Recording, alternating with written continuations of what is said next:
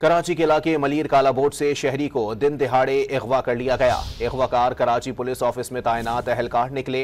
सऊदाबाद थाने में अगवा की दफा के तहत मुकदमा भी दर्ज कर लिया गया। मजीद जानते हैं डॉन न्यूज के नुमाइंदे बिलाल खान से। बिलाल, क्या मामला है?